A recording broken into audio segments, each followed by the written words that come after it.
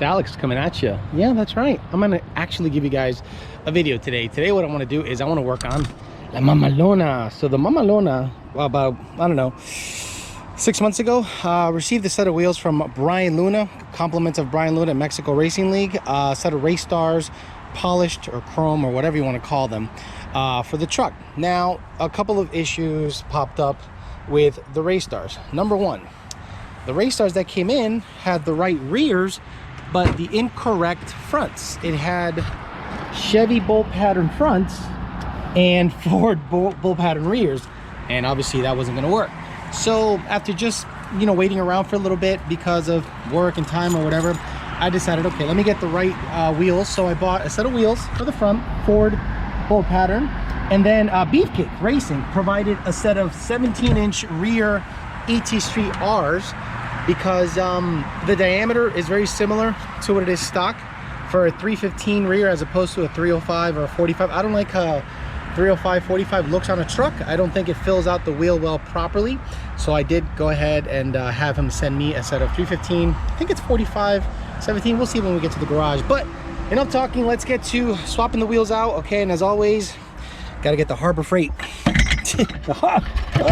Now, this is how I roll around in the 15 GT. This is literally how I roll around, with a spare and a full-size jack, just in case.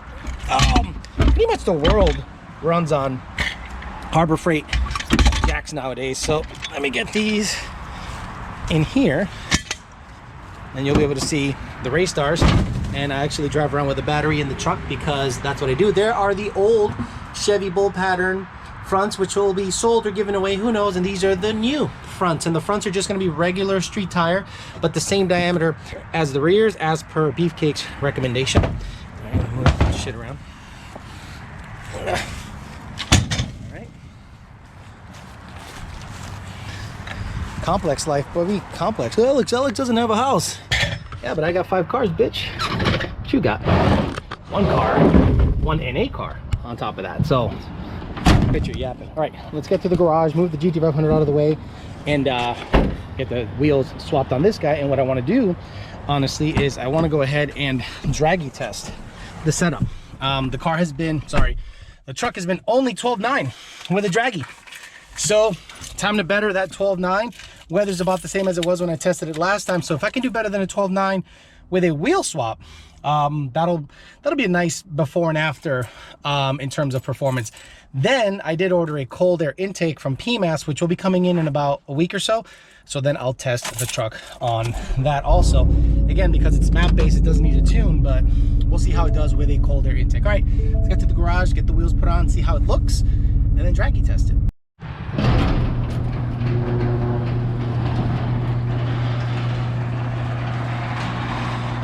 All right, let's move this car. Let's move the biggest wasted purchase I've ever done in my life out of the way.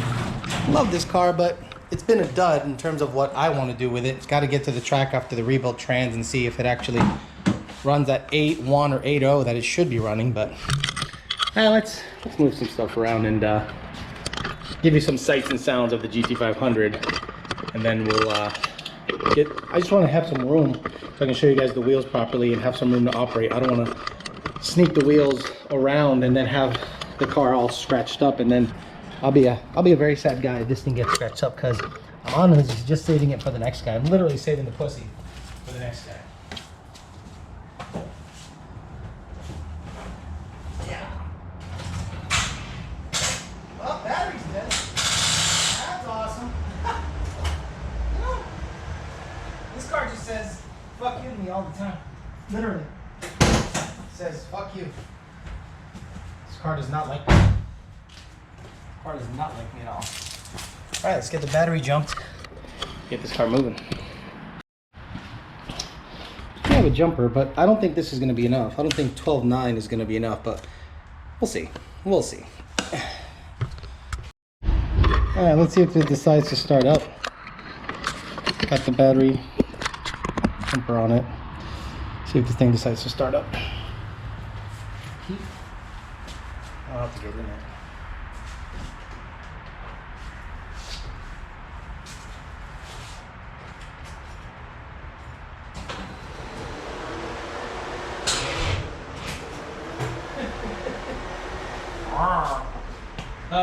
Give it a little while, see if it decides to take a bit of a charge.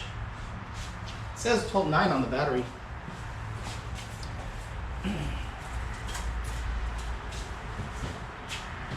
12.3. Yeah, I don't think this is gonna be enough to jump it, but because it takes like 2 cranks to start. It does a chugga chugga pow, then it starts.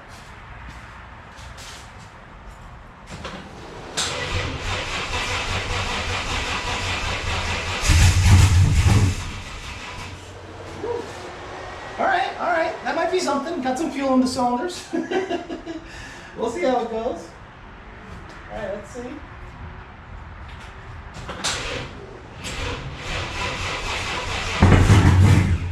Oh, almost. Down to 11.1. It's got to start, baby. It's got to start.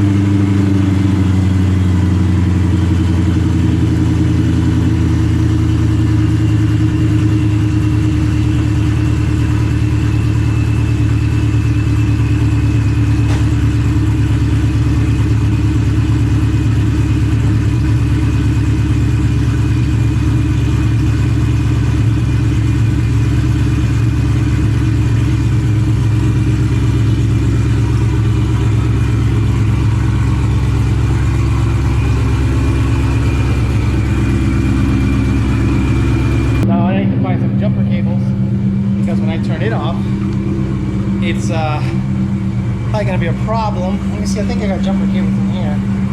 Pretty sure I got jumper cables in here. Let's see. Good old Fairmont. Love this little car. No jumper. Oh, yep, I got jumper cables way back there. Perfect. Okay, so I can turn it off and get to replacing the wheels. I had to make sure I had jumper cables, because if not, that would have been a big problem.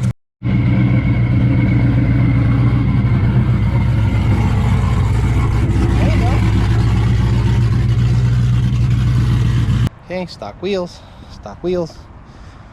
All right, so let's go in there and show you the rears. The rears are, like I said before, Mickey Thompson ET Street R's. Right here, here are the rears.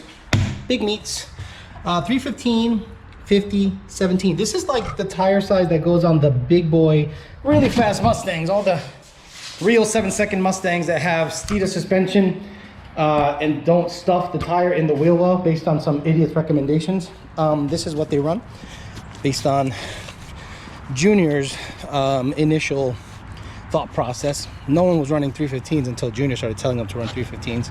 So that's the big difference right there in terms of diameter. It's slightly shorter than stock. Not a good visual representation, but it's slightly shorter than stock, so that'll give me some false gear ratio to go off of. And the fronts match the rears in terms of diameter, circumference, whatever you want to call it. All right, let's get some room here. Bring the truck up, jack it up, put some wheels and tires on it.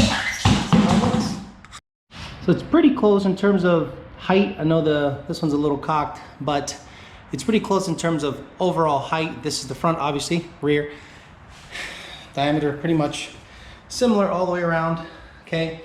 So the reason you want to have matching diameter tires is because of the ABS system.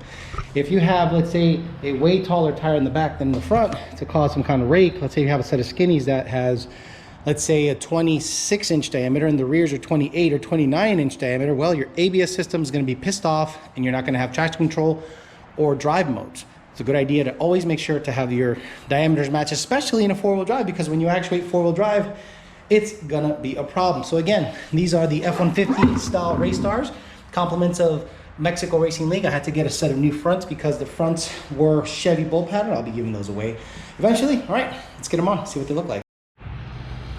Alrighty, so gonna put the wheel and tire on, but before that I want to show you that I'm using these A-Carc, which is kind of a funny name, A-Carc, basically Amazon bullshit.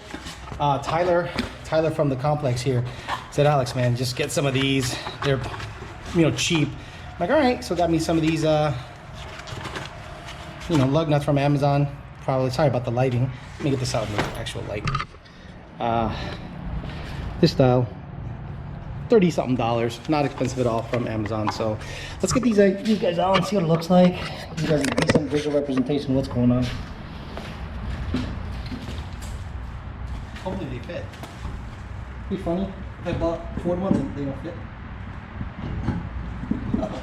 I'll be darned. They fit. And for you battery deniers, I've had this battery on this gun for about 2 to 3 months. I haven't charged it, haven't even put it anywhere near the charger, and I don't use it that often, but I use it often enough to make you think, hey, it might need to get zapped once in a while just to make sure everything's good. I haven't had to do a goddamn thing, and it still has, I think 4, actually 3. This has been on the haven't charged this thing like in 3 months. But Alex, Tesla, you're gonna run out of battery. What's gonna happen when you run out of battery with a Tesla, Alex? Battery technology has come a long way. A real long way.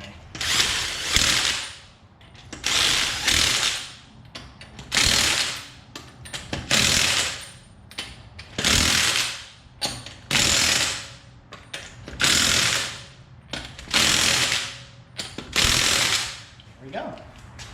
All right, looking very Mexican. Let's do the rear.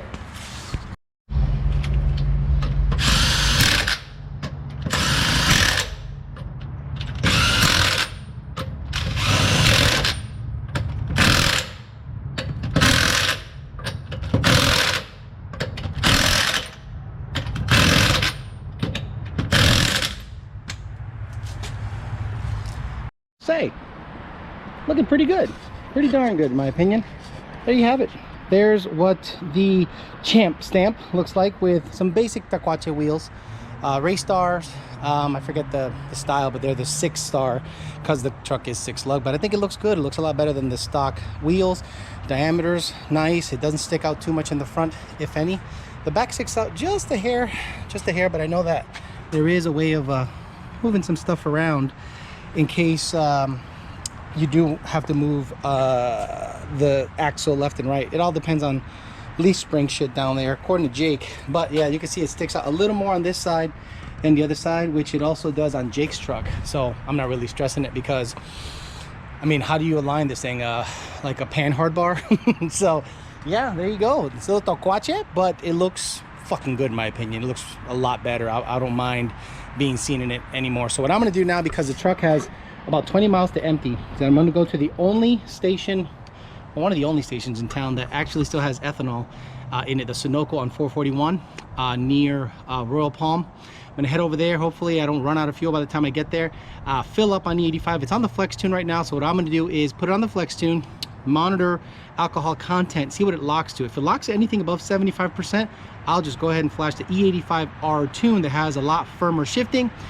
It's the exact same tune that it went 12.9 in last time, and see if it gains anything with the lighter wheels that it's got on right now. All right, let's get some E85. All right, I got 25 miles to empty in the truck, so I'm about 20 miles away to get the E85. Now it's currently on a flex tune, so I should be able to go up there, fill up, get as much. I'm gonna put half tank because I want to be light. That's what I tested the truck with last time, half tank of fuel, and see if that makes a difference.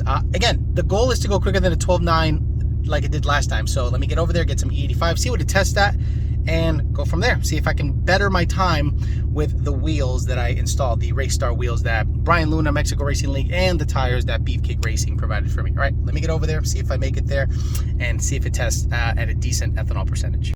All right, so every single one of the racetracks down by me are totally out of E85. Now, racetrack on community, fucking Congress, all the ones that I always go to were out of E85, but those seems to have E85. Now, a lot of people get these pumps confused, and it kind of makes me laugh.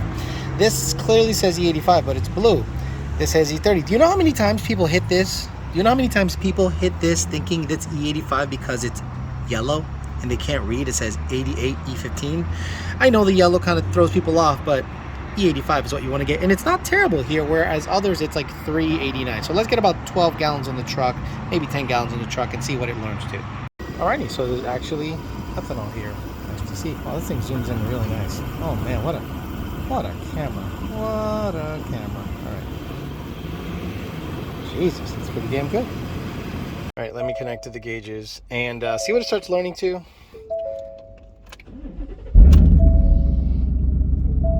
There we go. Oh, it already started learning to 31%. So, I mean, the moment I turned it on, it started learning, which is kind of funny. Okay, guys, so I drove for about 8 miles and it learned 71% alcohol percentage. Now, I know that if I put the E85R tune in it, or the E85 dedicated tune in it, it will trim out about 9% fuel. So what I'm going to do is I'm going to go ahead and do that. I'm going ahead and put the E85 R tune in it and see how much it trims out. Remember, guys, the flex fuel tune, whether it be an F150 or a Mustang, doesn't learn to 100% accuracy. It is not a flex fuel sensor. It is taking inferred logic from the O2 sensors to sense how much ethanol is in the how much is being combusted, how much ethanol and what kind of ethanol or alcohol percentage is being combusted by the engine via inferred logic in the O2 sensor, basically.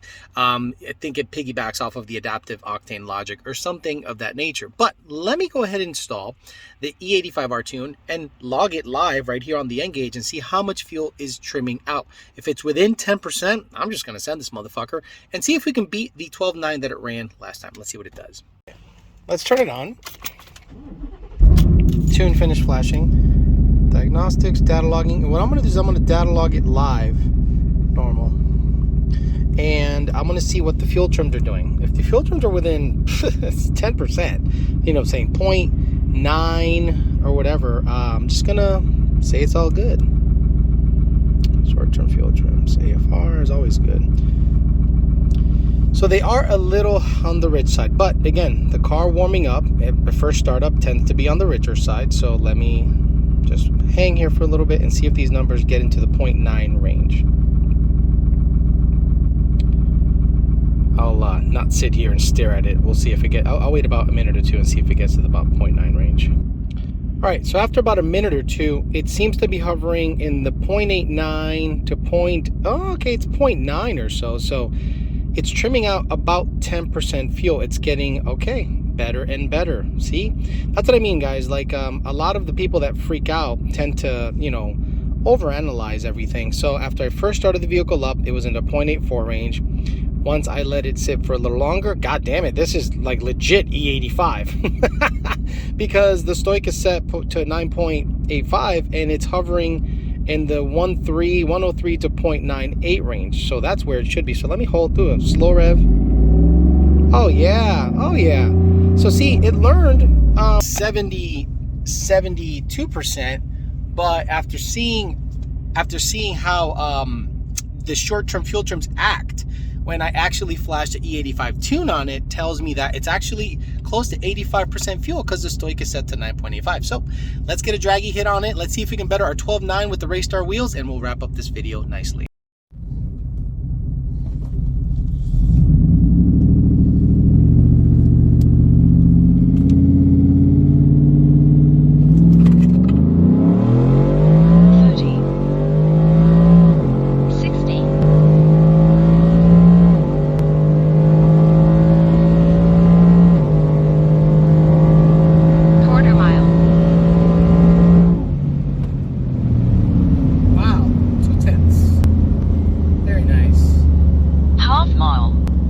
Okay, so there you have it. The wheels were worth about 0.2 overall in terms of performance in the quarter mile in the Champ stamp, La Mamalona. So it went 12.9 before, same tune, same similar ethanol content, this time 70 degrees, not 50 or 40 by any means, and about a half tank of E85 in it with the race stars, gained 2/10, stock manifold, stock Calder intake with a dummy filter on the backside, catalytic converters, and a muffler delete. That's it. That's pretty much it. That's done, and a Lund tune, of course. So the next step is going to be PMAS Calder intake. Maybe get a Boss intake manifold and look about getting some free-flowing exhaust in it before the turbo kit goes on the truck. Thanks for listening, guys. Hopefully you enjoy your Christmas. This will be uploaded on Christmas, and hopefully you guys enjoy the video. We'll see if there's more videos like this to come in the next coming year. Have a good one, guys. Talk to you later.